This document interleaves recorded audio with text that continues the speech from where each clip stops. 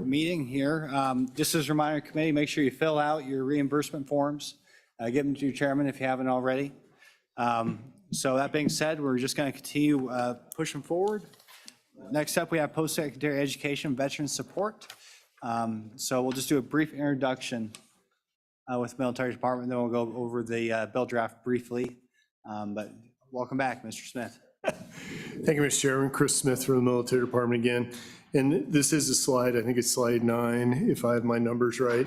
And really, this was the issue the committee dealt with back in May, looking for more consistent and comprehensive support for veterans at Wyoming's community colleges and the University of Wyoming. And really with that is the discussion of what LSO's draft is, 24 LSO 0082, which is to add, I think, our half-time position to the Community College Commission to coordinate veteran services across the community colleges and the university.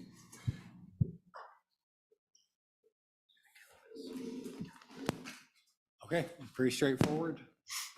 I was just going to go over the bill draft briefly, and we also have a letter. I probably want to draw your attention to that as well. Go ahead. Mr. Chairman, members of the committee, Talise Hanson, LSO. I'm presenting bill draft 24 LSO 82 on Community College Commission Veteran Services position. This bill draft authorizes an additional part-time position within the Wyoming Community College Commission. That's in subsection A.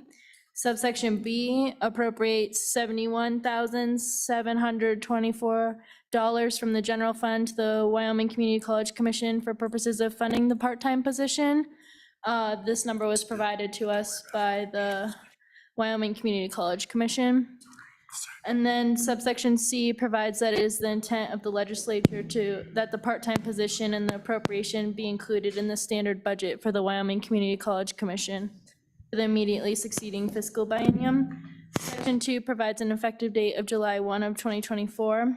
The staff comment highlights that the committee may wish to consider whether funding and authorization of a part-time position is better suited for the budget bill or forwarded as a recommendation to the governor and the Joint Appropriations Committee. That option is provided for the committee's consideration in the meeting materials as a draft letter from the chairman to the governor and the chairman of the Joint Appropriations Committee.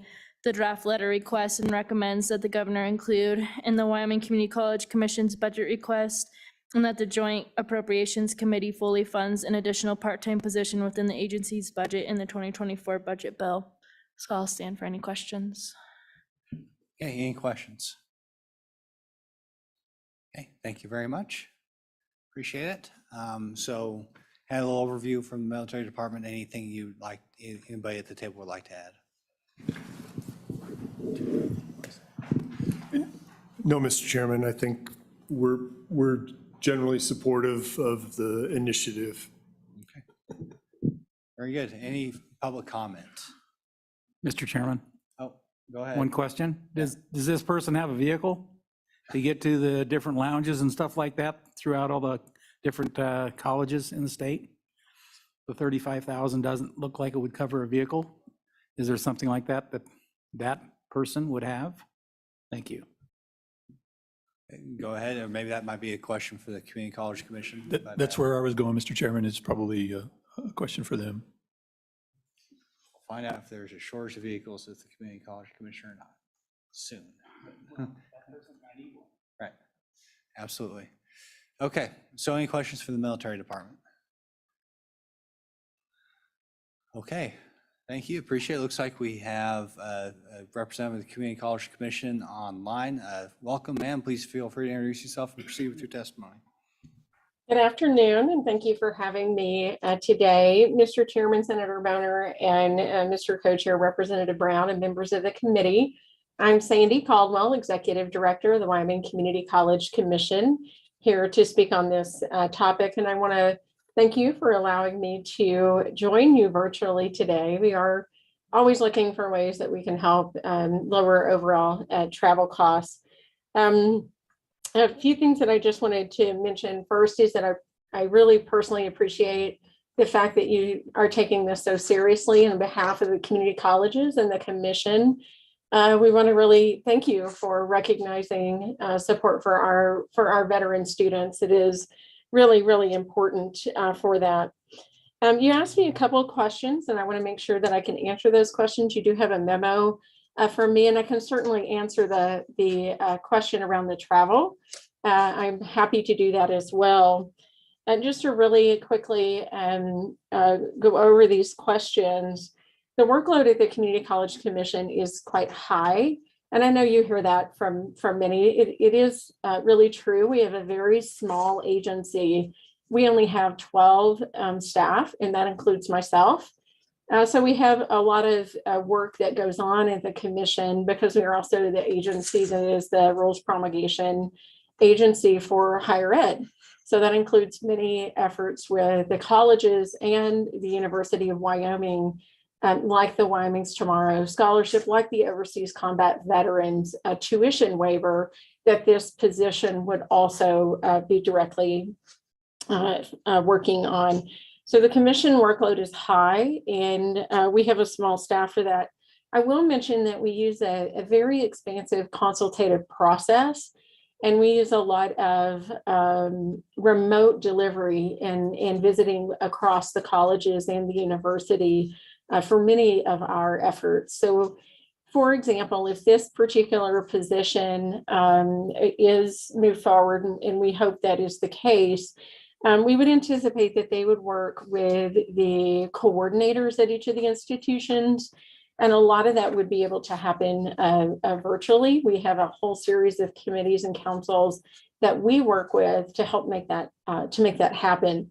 However, they would be traveling to the sites that we do very frequently across our agency and within the colleges. We would work with that in the commission, the agency budget itself, in terms of using the motor pool like we do now. And we would try to do as much of our combining sort of meetings at the same time to help reduce overall travel while still meeting the needs of coordination across this very important service for the colleges and the university. The second question you asked, and I can add any additional detail that you would like. I'm happy to add this because this is so very important. The other question that you asked was about what other duties would this position be doing as a part-time position. We would anticipate that this position, if it is funded at this part-time level, will have a full scope of responsibilities in the half-time position, doing what it would be doing, including the Overseas Combat Veterans tuition waiver. They would also be engaged with the post-secondary educational attainment, the statewide college or strategic plan, and also the statewide college system strategic plan.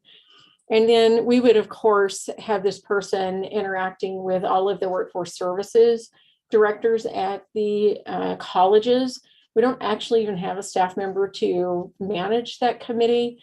At a part-time, they would not be necessarily chairing that because there would not be the time for that. But they certainly would be engaging with that because we do have a lot of veteran students who use programs like Wyoming Works, for example, at the colleges, and then the scholarship options that might be available in addition to the tuition waiver. We would be working, of course, with the Department of Workforce Services, and we work, I would tell you, exceedingly well with them in looking at the special populations and how we can support our veteran students and our adult learners, as many of our veteran students are in that 24 and older age group, and we want to make sure that we're taking care of them in that regard. So there is a lot of opportunity and a lot of work that absolutely could be a convening for the veterans coordinators, because we don't have a convening for that. They would be convening that body, and then they would be supporting and working with the Workforce Development Council and the Workforce Coordinator Directors. And I think it is very important that I let you know that the commission has in their budget request, our budget is done in a transparent process. It was just adopted last Friday at a special meeting of the Community College Commission. and submitted by our wonderful CFO, Mr. Michael Swank, you know him. And that budget does include the request for a full-time workforce services position or workforce coordinator position, because we don't have a person who can do that. We would anticipate that they could absorb some of these duties and coordinate with the Veteran Services if we are fortunate to get that full-time position. Of course, if we could get both, that would be most ideal. But certainly in terms of efficiencies, if we are capable of obtaining that one full-time position, we would absolutely integrate the Veteran Services, because it is so important related to workforce needs in our state and making sure that those students have the opportunities that they need. And then if that's not funded by absolutely, we would need this part-time position. And it is something we are very grateful to this committee for taking on that type of consideration. So with that, Mr. Chairman, I'm always cognizant of your time. I'm happy to answer any further questions for you. This is very much a needed position in our state, and something that we feel like we could really do a nice job serving students and our veterans in our state. If you want to proceed. Happy to answer any questions. Okay, thank you very much. Representative Pendergraft. Thank you, Mr. Chairman. Dr. Caldwell, it's good to meet you. When Marty Martinez conceived of this idea at the University of Wyoming, he didn't go seeking for funding. He just went out and he found the funding for that. And I commended him for that. And at that time, I said that I would only support this thing if it was specified that his responsibility is fundraising. We've done that. And then the question has been, do you have enough other work to keep him busy full-time? My fear is actually that it ends up being the other thing, that you've got so much work there for him that that might get absorbed. What assurances can you give the committee that the priority, the first priority, is actually to go out and seek out fundraising for this program? Go ahead, Doctor. Mr. Chairman, and I believe, was that Representative Pendergraft? That's correct.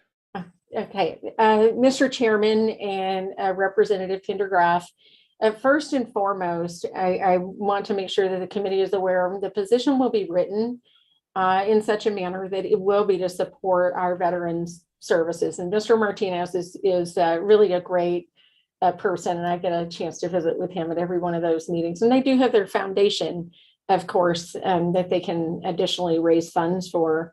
So this position, one of the challenges that we do have in the commission is that so any position will specify that the role will be to support our veterans coordination across our higher ed institutions. So full stop, we will make sure that is in the position description. So I wanted to answer that. In terms of generating funding, one of the challenges that we have in the commission, and this is something that we experience when we're working across multiple agencies and entities, because we do, and that is having the capacity to even search for grant funding, for example, and having it and even the ability to go out and seek those funds. So what I can commit to all of you is that we don't have the staff now to look for potential grants. For the most part, it's very hard to do. And that is something we absolutely intend to do. And that is written in the budget request as a part of our position request that we have for the commission. So that is a part of what I think we missed out on, particularly at a state agency, because we literally don't have the capacity. But if we have the opportunity to have a position who is tasked in part with seeking out external funding, we can write that into the position, and we will do that.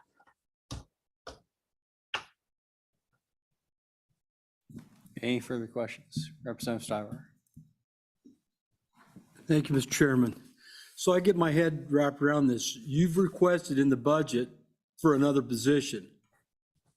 So if that position's approved, you're not going to need this one?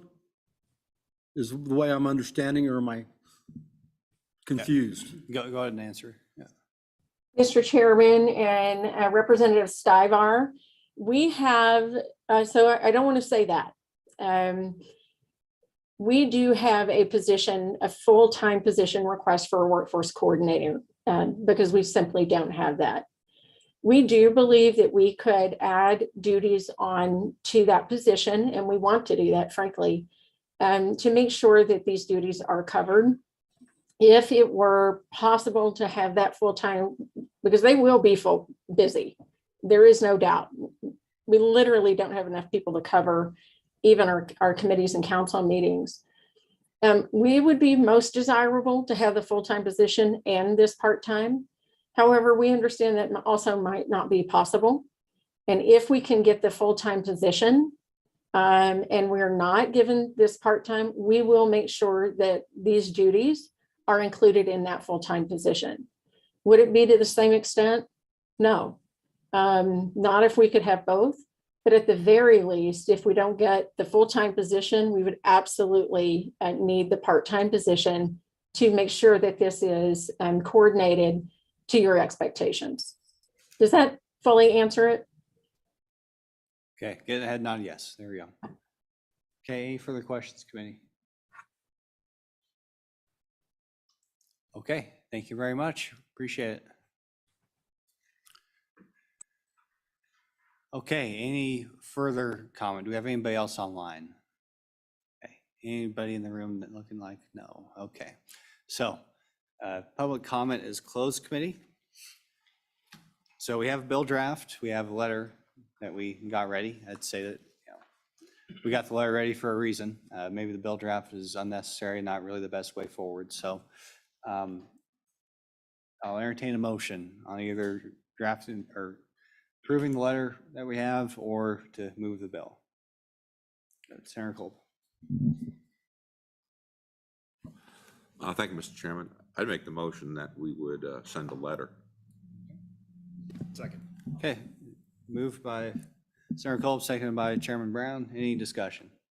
And we have that letter here, just so you know what you're voting on. Any discussion? We can make amendments to it if you want. Not quite the same as a bill draft, but if you want to add something, delete something, now's the chance. Question. This doesn't require a roll call. Yeah, it doesn't require roll call since it's not sponsoring. So if no discussion, we'll just go. All those in favor of sending a letter to the governor and the JAC, say aye. Aye. Opposed, say no. Okay, that motion carries. Any other discussion on this topic? Okay, seeing none, we'll go ahead and move on to the next one, which is the concurrent jurisdiction topic. And so actually, we'll just go ahead and have LSO do an overview of the bill draft, and then we'll get into the military department's testimony. Mr. Chairman, members of the committee, Police Hanson, LSO, I am presenting Bill Draft 24, LSO 83, on acceptance of retrocession federal military installations. This bill draft authorizes the governor to accept retrocession over military reservations and lands. Section 1 of the bill draft amends Wyoming Statute 197301, governing the jurisdiction of the United States over certain military reservations. Subsection A is amended by striking Fort Francis C. Warren and inserting F.E. Warren Air Force Base.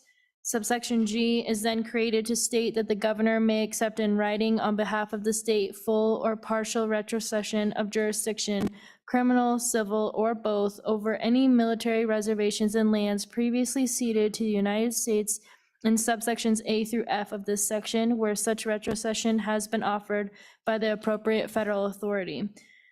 This subsection further states that the governor's written acceptance of full or partial retrocession of jurisdiction under this subsection shall become effective upon the filing of the acceptance in the office of the Secretary of State.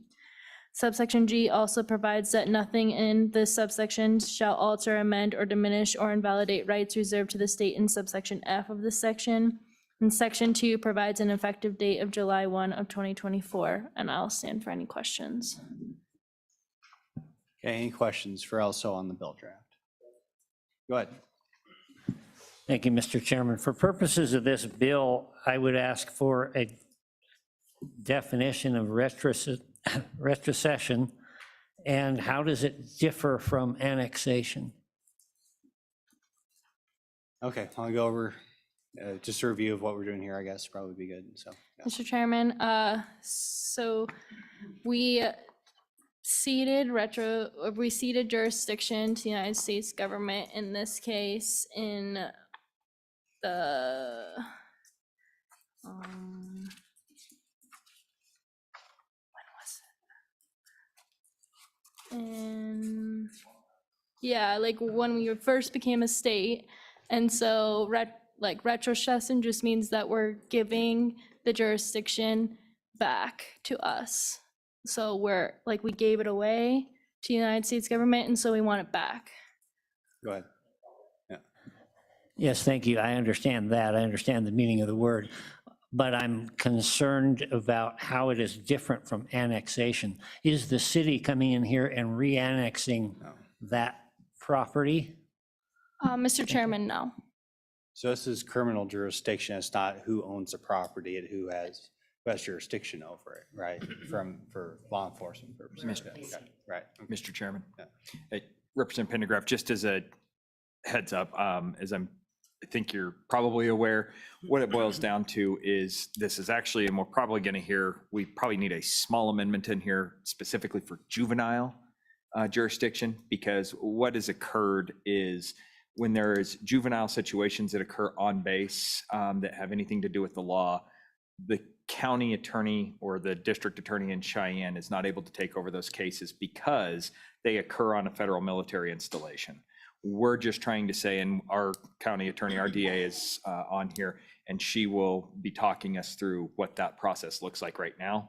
This bill just allows that to happen. There's absolutely nothing to do with taking space away or anything like that. Just allows the law enforcement side of things to actually prosecute cases with juveniles with anybody that's juvenile that occurs on the federal military installation. So. Hopefully they're civilians, not military, but yeah, you never know.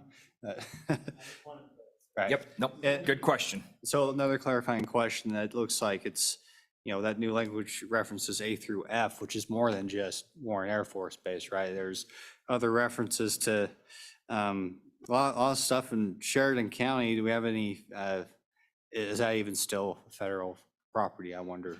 Or is that just older, statehood era references? Mr. Chairman, the statute is just written so it gives the governor the ability to accept retrocession if the United States government so chooses to do that. It's just a statute that allows him to accept it if for some reason down the road that he would like to accept retrocession of it. Okay, any further questions, Senator Pappas? Yeah, Mr. Chairman, I don't think we're limiting this just to juveniles. No, that's not the current status. Well, I know, but he mentioned we need to make That'd a be change, and I don't think we want to do that. Right. We'll hear from the military department on that. Well, so for now, hopefully we don't muddy the waters too much. It's important that the committee understand what the bill does now, so we can have that discussion later. That's why, okay. All right, cool. Any further questions about what the bill is as you sit here looking at what it does? Okay. Representative Stivar. The way I'm understanding this now, it's for all dependents that don't fall under the UCMJ. Is that a good way to put it? Yeah, that's correct. The Air Force doesn't have a DFS, right? So they just don't have anything they can really do in these, especially in juvenile situations, especially, but it could be anything. But yeah, the whole idea is to give them the same treatment as if they were living downtown. Just because something happened on base doesn't mean that, there should be that artificial line drawn, I guess. So yes, that's the idea. Yeah. Okay, any further questions? Okay, cool. We'll get to the military department then. So go ahead.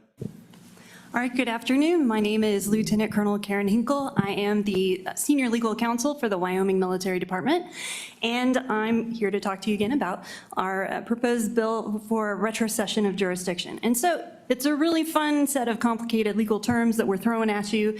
And just again, to highlight LSO's explanation, retrocession is the fancy term just saying, hey, federal government, as the federal government, they want to give back control over civil, criminal, and/or juvenile jurisdiction to the state of Wyoming for all of the land that's within the boundary of F.E. Warren Air Force Base. So what that means from a practical perspective, and really what drove this conversation, was a desire to allow the state to take over criminal prosecution of non-military personnel who engage in criminal misconduct within the boundary of the installation.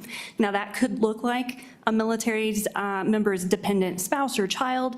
It could be a civilian person who works on the base but is not a military member. It could be a visitor on the base who otherwise is on there for other purposes but doesn't necessarily have a military connection. So it would cover all of those different entities depending on how the bill ultimately gets worded.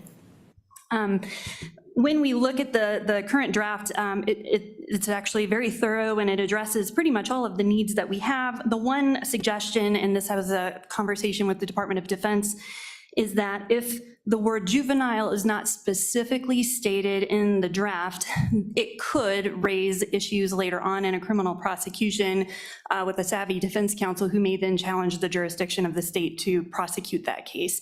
And so the request was if we were able to do an amendment in paragraph G, and if you're looking at your bill draft, it's line 16, it's as simple as adding a comma in juvenile after the word civil, and then probably striking the word both and putting in either any or all, depending on what the desire was.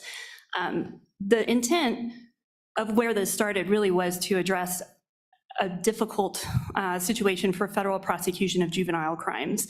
It's possible, but because of the different types of punishments and the limited punishments that are available and a general lack of desire by federal prosecutors to prosecute juveniles, it's just been difficult to handle those on military bases that are exclusive federal jurisdiction. And that's what F.E. Warren is. It's one of, the number's dwindling, but most bases have a mix of different types of jurisdiction. And F.E. Warren, because it's so old and it predated the state, really is this bastion of just federal, as we call it, a federal enclave. That's all that happens there. So unless we open up a mechanism to allow the governor to accept a retrocession of jurisdiction from the federal government, it's always going to be federal. And if there are crimes that occur there, we as the state aren't able to go in and protect those interests. And that's challenging because we have state members who work on the base, who reside in Cheyenne and commute in and out of there. And so it's just kind of that fence line that keeps them from being able to access different services or have the same kind of I guess, consequence for conduct that they might engage in simply because of that fence line. And so the bill's really an attempt to address that. Without getting too further into the weeds, I'm happy to answer any questions if you have them for me. Okay, any questions? Senator Pappas. Not a question, but by adding and juvenile, it doesn't preclude everybody else. So it's just an addition. So I'm really good with that. Okay, I thought we were talking about only juvenile, but I agree. Yeah, That was misspeaking on my part, sorry. yeah, okay. Any further questions? Okay, thank you. Hopefully that's a nice, clear explanation. Appreciate that. We'll open up for any additional public comment. Do we have anybody from Department of Defense on the line? Mr. Chairman, we have District Attorney Sylvia Hackle on the line. Okay, sounds good. We'll hear from the Laramie County DA. Obviously, the next step, just so everybody knows, is to have some sort of MOU between the DA and the JAG at Warren Air Force Base. So it'd be good to have an understanding of what that relationship looks like now, and certainly want to get the local perspective from those who'd be most impacted. So please proceed with your testimony. Thank you. At the moment, I can only see Lieutenant Colonel's PowerPoint, so I don't know if that's what you're limited to seeing. Yep, no, I don't know if you can yep, see me or not. okay. There we go. So just go That ahead looks, and introduce yourself and please proceed with your testimony. My name is Sylvia Hackle. I have been the district attorney here in Laramie County since January of this year. I have had several meetings with Lieutenant Colonel Wheeler and other individuals from both the base and the military department regarding concurrent jurisdiction, a topic with which I had familiarity based upon my earlier work in the Attorney General's office and the county attorney's office. I think this bill adequately addresses the concern we have in my office that when a juvenile commits an offense on base, the federal justice system and also the military justice systems don't have the same flexibility in dealing with juveniles that the state court system has. And by the way, I do support the proposed amendment to insert the language juvenile in that paragraph. I have also been shown a chart by the military of the number of offenses they have gathered over several years. It's not a lot. I know that at least one of my predecessors, if not two, said they would not support this because they did not feel they had the bandwidth in the office to handle the cases. My office is still understaffed. I inherited a severely understaffed office, but I'm working on it. I think we can, with the requests I've already made in my budget, handle this work. Now, I will tell you this. I think this is a situation where if we build it, they will come. And I think we'll end up with more cases than they see right now. But to the extent this provides an appropriate path to resolving issues for citizens of Laramie County, I support it. And I stand for any questions. Okay, any questions for Laramie County DA? All right, well, I appreciate your testimony, your willingness to work towards an important goal for your community, for our state. It's kind of a breath of fresh air, so appreciate your support, man. Thank you. Okay, any further public comment? Anybody online? Looks like nobody's in the room. Okay, so public comment is closed. Committee, what's your pleasure? Okay, moved by Senator Kolb, seconded by Representative Stivar, even though he said second before somebody moved it, but that's okay. He's always a second. It's okay. Okay. Anyways, okay, so pretty straightforward piece of legislation here, folks. So do we have any amendments? Looks like on page 2. Mr. Chairman. Page 2, line 16, I'll give the latitude to LSO, but the intent is to add the word juvenile after the term, or after the word civil, and then wordsmith the any or all as well. So that way we have fluid language that makes sure that anything can fit in there. Mr. Chairman, we'll probably just add, it'll say criminal, civil, juvenile, or any combination thereof. Perfect. That's why you guys went to law school and not me. Okay. That's a motion. I guess I can, okay. Okay, okay. Any discussion? Okay, all those in favor say aye. Aye. Opposed say no. Okay, that motion carries. Any further amendments or discussion? Mr. Chairman, just assuming the July 1st effective date is adequate, or do we want it immediately? Okay, that's what I was going to ask, so. So July 1st is okay? Not in a rush? Mr. Chairman, there will still be additional processes that have to flow after this, so I think this is a sufficient start time. Okay. All right, any discussion? Okay, so we are looking to sponsor this bill in the session as amended. Go ahead and do a roll call.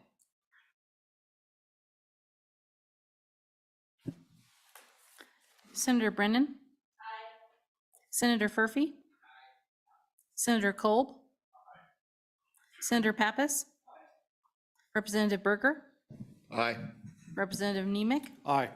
Representative Obermueller? Aye. Representative Hearn? Aye.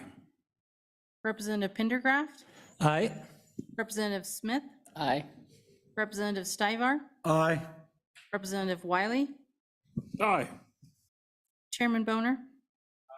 Co-Chairman Brown? Aye. That passes.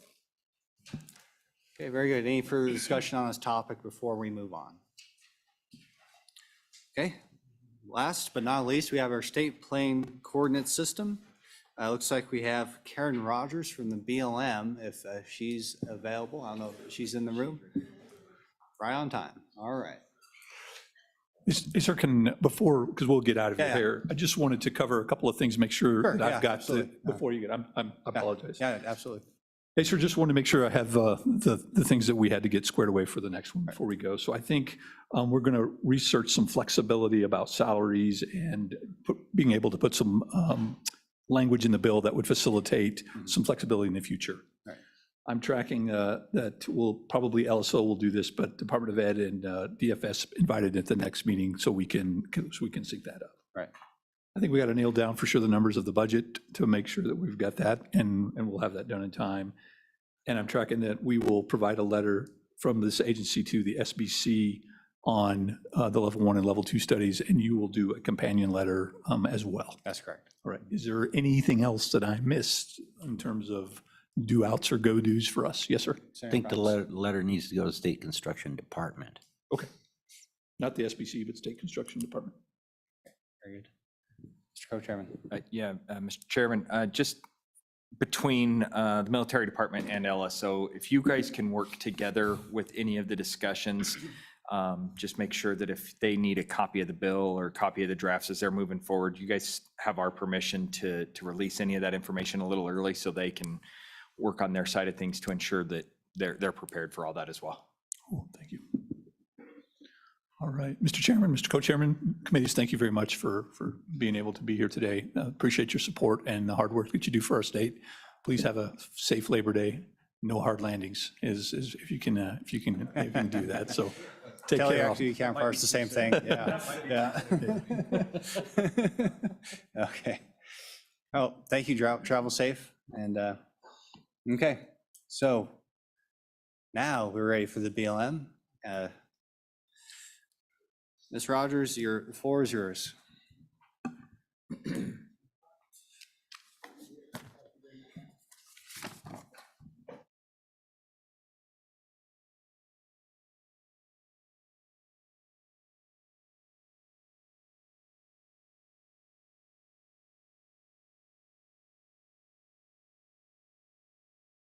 Microphone, introduce yourself, please. Yeah. Now it's green. Yeah. Chairman Brown, thank you. Thank you to the committee for the invitation to be here today.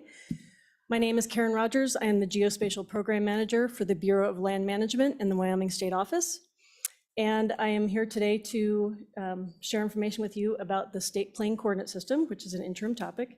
And as you know, because I'm a federal employee, I can't advocate either for or against any legislation. So rather, I'm here to give you background about what the State Plane Coordinate System is, what it means, and some information about how it's beneficial, how it is beneficial to the state of Wyoming, and then finish with share what I know about what other states are doing along these lines. So this is a technical topic, and I will do my best to explain all the acronyms, and believe me, it makes my brain hurt, so bear with me. I know it's a Friday afternoon before a holiday weekend, so I will do my best to make it understandable. Go ahead to the next slide. So for a little background, the National Geodetic Survey is the branch of the National Oceanic and Atmospheric Administration that has maintained the National Spatial Reference System, the NSRS, for over 200 years. And the NSRS is defined as a consistent coordinate system that defines the latitude, longitude, height, scale, gravity, and orientation throughout the US. So again, a lot of words. To take a step back and kind of give you what that means in real terms, everyone is very familiar with using this data every day when we navigate on our phones. So the fact that your phone knows where you are, and the fact that your phone knows how to get you to the coffee shop that you want to get to, or the football game that you have later tonight, it works because of the consistent coordinate system that the NGS has defined using. So NGS, the National Geodetic Survey, is based on geodesy, which is the science of measuring the center of the earth and figuring out how to measure things on the surface of the earth. So again, there's a lot of math that is beyond me. Point being that if you think about the Earth, it's a dynamic system. Center of the Earth is a magma ball that moves around, and then tectonic plates move around. So the science of measuring the center of the Earth and how to accurately measure things is pretty complicated. And through time, next slide, please. NGS has defined specific datums. And so a datum is, if you think of, like, I was an archaeologist back in the day when you mapped a site, you had a datum and everything was referenced in relation to that datum. So that's like your 0, 0, and then everything is so many coordinates north, east, west, south of that datum. And so that's what we're talking about with datums. And so they're defining a new datum, and they're also defining this new state plane coordinate system. And so again, there have been several state plane coordinate systems started in the 1930s with state plane coordinate system of 1927 and the datum of NAD 27. So if you've ever talked to any surveyors or done any GIS, NAD stands for North American Datum. There was 27, and then there was NAD 83, and now they're coming out with this new datum and associated coordinate system. So the state plane coordinate system is a map projection, again, originally started in the 30s to help with the surveying, engineering, and mapping professions across the US and its territories. And a map projection, projections are essential because, again, the Earth is round, but we can't make round maps. We have to make flat maps that are either displayed on a computer screen or on a piece of paper. And so the projection is a way to transform the latitude and longitude coordinates to accurately be reflected on a flat page. And the previous datums have included the northing and easting, or X and Y values, and this new one will include a height value, the Z value as well. So it is a vast improvement over what has been out there. And so before I go into trying to explain what this all means, the NGS worked with the state of Wyoming. There has been a liaison, a state liaison that works with NGS, and they did outreach with the GIS and surveying communities to seek our input about how to define the new state plane coordinate system for Wyoming. So we have 4 zones.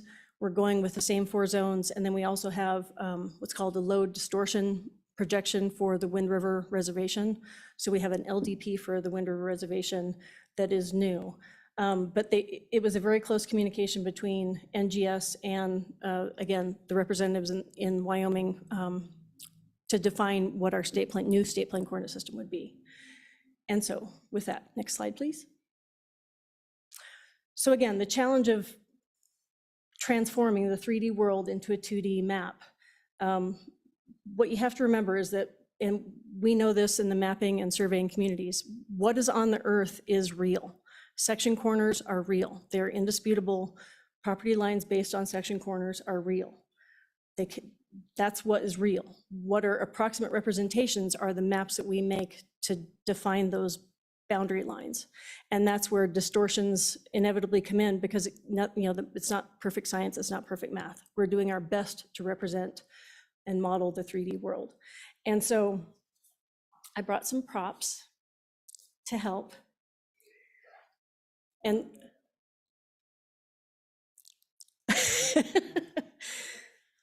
so very crude representation of the Earth with not very accurate continent polygons, but I put an X where Wyoming is approximately.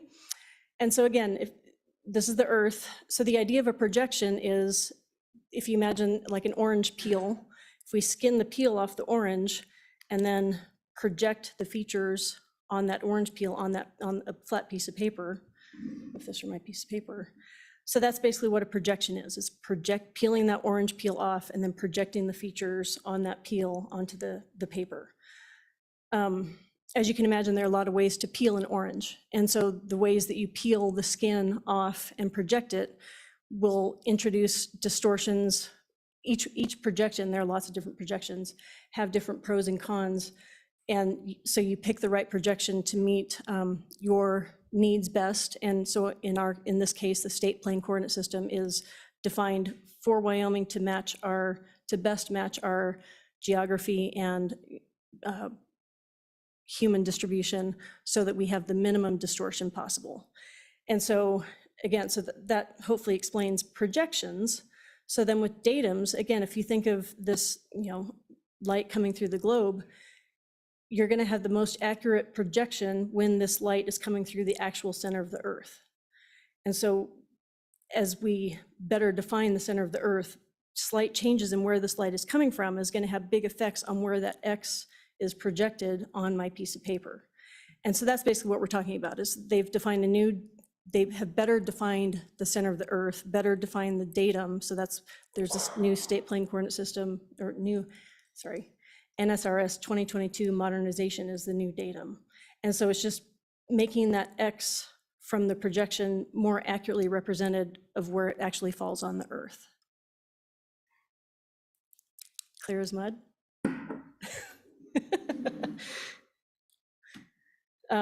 Next slide, please. So these next two slides are, to me, just fascinating because they show the distortion. So it's horizontal distortion comparing the current datum of NAD 83. And then if you go to the next slide, it shows the distortion with the expected new NSRS of 2022. And so if you go back one, so the blue, if you look at the chart in the bottom right that shows the legend, the blue is more distortion. So it's more inaccurate versus in that far northwest corner of this zone. You can see it gets to be a little bit green and yellow. That's good, and there's hardly any of it there in that Wind River Meridian, or West Central Zone, sorry. And then if you go forward again, so what that's showing you is that the distortion for this zone is significantly better. Like it's, all greens, so you're looking at not much distortion, not nearly as much distortion as there used to be with the current datum that we've been using. And then to go to the height calculations, and this is where it gets really geeky, and I won't say much because it just is confusing. So there's the current method of measuring altitude is the surface, so linear distortion is better. It used to be where they projected the surface based on the elevation of the Earth, and now they're doing it, go on to the next slide, at the height above ellipsoid. So again, the Earth is round, but it's not perfectly round, it's an ellipsoid. And so again, because of the constellation of satellites, they're better able to measure where things actually fall compared to the center of the Earth and that height above the ellipsoid of the Earth rather than height above sea level. So trust me that it's a much more accurate way of measuring the elevation compared to what they have been doing. This takeaway. So what are the impacts? Next slide. Oh, you're good. So the National Reference System update modernization is most beneficial to the professions that work on a very zoomed in scale. And in GIS, it's kind of backwards. When you're really, really zoomed in, it's a large scale.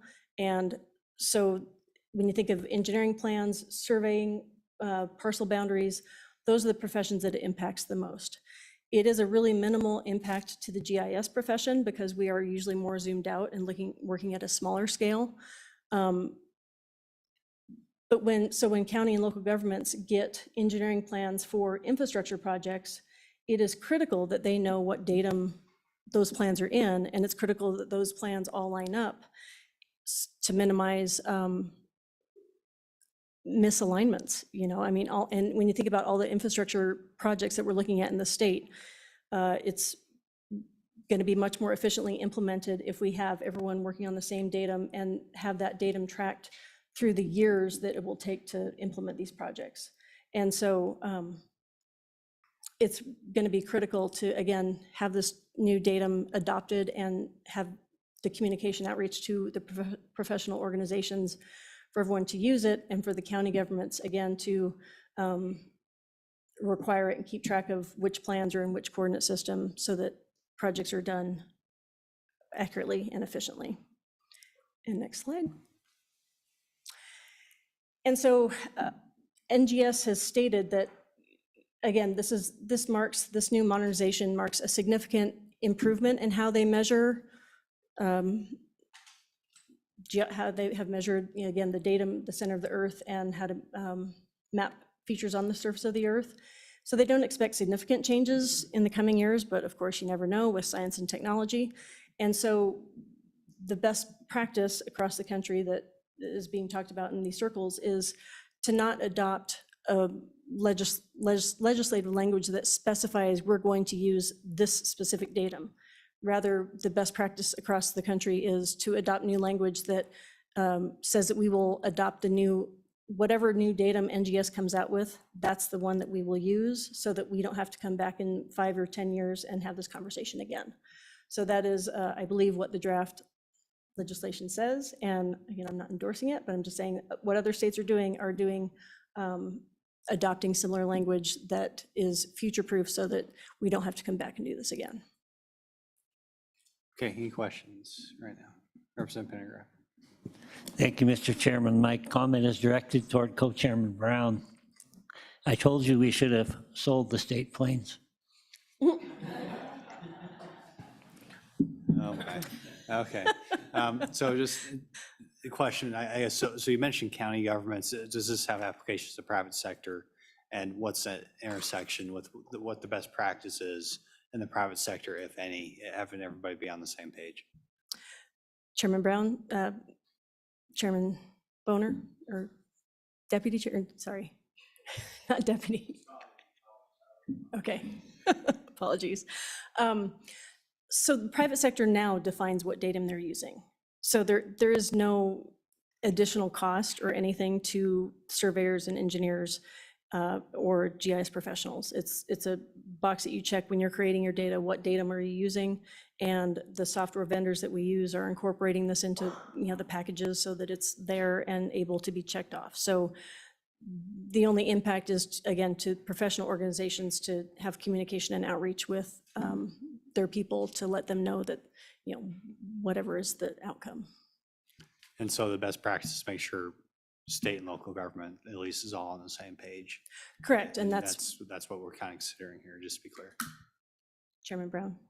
Yeah. Yes, that is, cool. that would be the best practices to adopt, is to make sure that everyone is consistently using the right datum, the most current datum. Okay, very good. Senator Cole? Thank you, Chairman Boner. Yeah, I love the future-proof statement. I was really curious about that because it's almost a political statement, something being perfect forever. But I think if I understand you correctly, the standards that we're going to use can evolve without any changes. And that's the future-proof part of your statement. Is that correct? Chairman Brown, Chairman Boner, Senator Cole, yes, that is correct. Secondarily, I've been here a little bit, I've been involved with some other things. And of course, every so often, some of you folks come strolling in saying, well, we got the newest and greatest thing. And it's going to cost you X amount of money.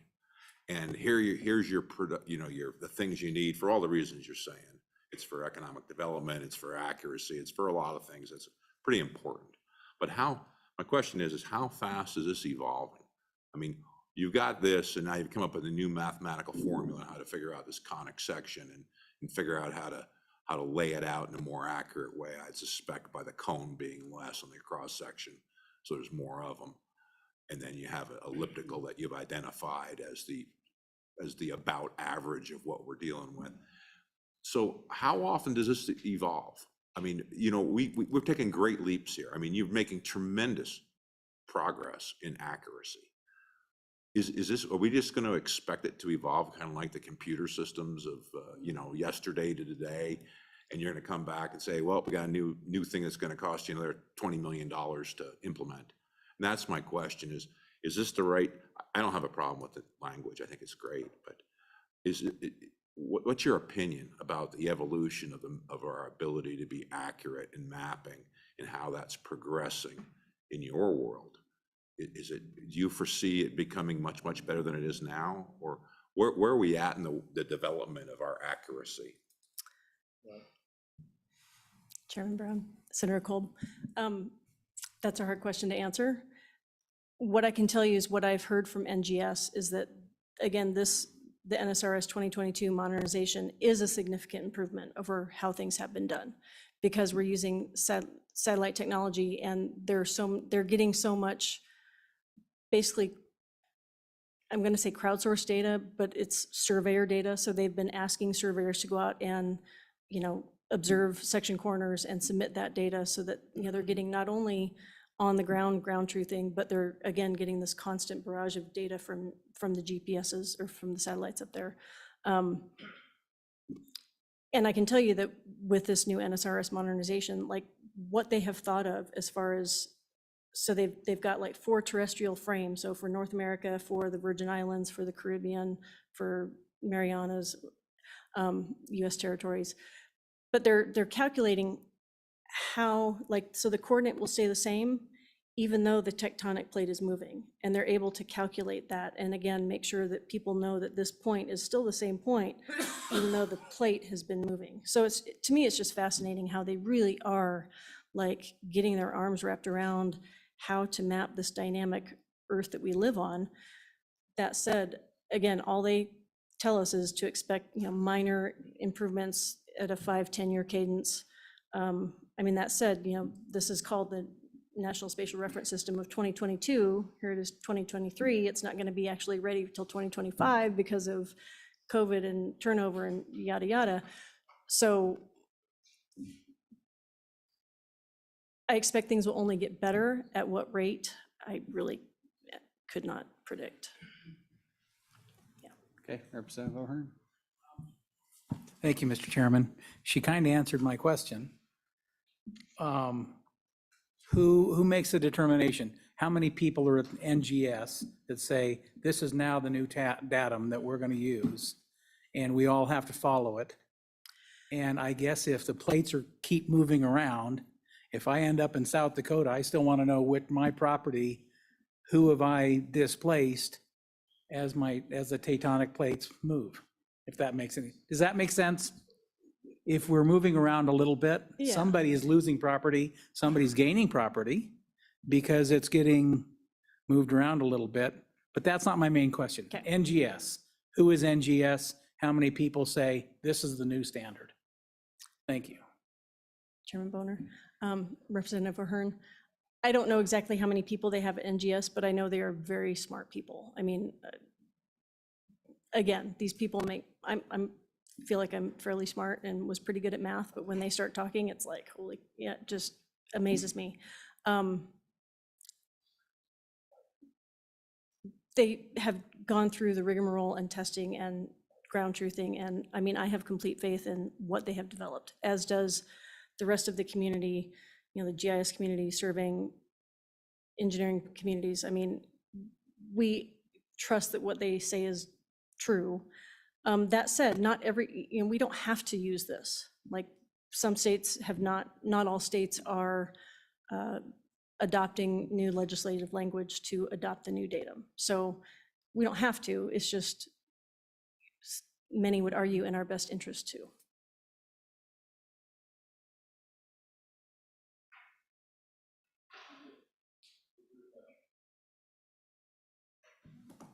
Senator Cole. Thank you, Mr. Chairman. How much has it improved, from the last standard to this proposed standard? But could you give an example of how many feet differential it's improved by, just to give I don't know, some value to the statement it's much better? Sure. Go ahead. Chairman Boner. So if you can go back to the slides, please. Pardon? The 2 colored maps, yeah. So those 2 colored maps show, again, and it's parts per million. So again, it's speaking to the scale at which these are valuable. It's when you're really zoomed in and doing site plans on a construction site that's, has to be accurate to the millimeter. At parts per million, the slide with the more green, you're looking at, plus or minus 50 parts per million as compared to more than 400 parts per million. So a lot better. Just to follow up. So I'm asking you this so you can explain it to the public. All right? Let me be clear. I guess I was kind of dumb the way I tried it, but it's going to cost money with the state of Wyoming. And I think people need to know what the heck they're buying. So I would just like to know if you could talk Sure. in some language that regular folks that might want to play this recording back can go, oh, okay, that's why it's worth this money. Yeah, Chairman Go Bonner. ahead. That helps. Senator Kolb. So again, as we create these data, we're already defining what datum we're using. So there is no additional cost to just check a different box and make it known. I mean, there will have to be some outreach from state agencies, from local county government, but it's, you know, I mean, it's a thing on a website and communication with people when they submit plans. There is risk of greater cost from not adopting it if you have, you know, plans in NAD 83 next lined up with plans in NSRS 2022, and that's where you will get cost overruns. And then if I can go back and answer Representative O'Hearn's question, you talked about, you know, again, land doesn't go away. It moves, it doesn't go away. Property lines don't move.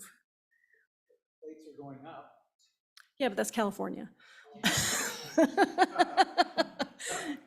In the Midwest, land is not disappearing, it's just moving. And so again, the NSRS 2022 is going to give us better tools to more accurately map parcels and make sure that they line up better. Any further questions, committee?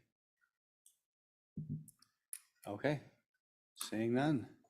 Thank you for the presentation. Do we have anybody online for public comment? No. Looks like there's none in the room. Mr. Chairman? Okay, go ahead. We'll close public comment, Mr. Co-Chairman. Yeah, so committee, I have just had Brian send out an email to you all. This is just for your consideration, but very, very similar bill that was potentially going to be sponsored by Joint Travel Rec last year. And this is, the reason it was over there versus over here is, again, GPS coordinates, the level of making sure that Game and Fish and everybody else is using the same information. So that bill never made it out of committee to be sponsored because it really wasn't one of their interim topics. With it being one of our interim topics, my motion is to resurrect the bill that is now sitting in your guys' inbox and have it for our consideration at our next meeting to process it through as a joint transportation committee meeting. So that is my motion, Mr. Chairman. Moving to seconded. Any discussion? Seeing none, all those in favor say aye. Aye. Opposed, say no. Okay, that will be another bill draft for our next meeting. So, Mr. Chairman? yeah, go ahead. Ms. Rogers, will you have any issues coming back in case we have any really, really dumb questions that we need to ask you associated with the bill draft as it will be presented to us in November? Chairman Brown, I don't expect to have any issues with that, and I would be happy to come back and do my best. Okay. You will probably end up hearing from our staff when we get ready to do that. Okay, Thank you. Okay, any further discussion? Comments, questions, snide remarks? Okay, cool. We are adjourned till our next meeting. Thank you, everybody, for some good work. Travel safe. Committee, make sure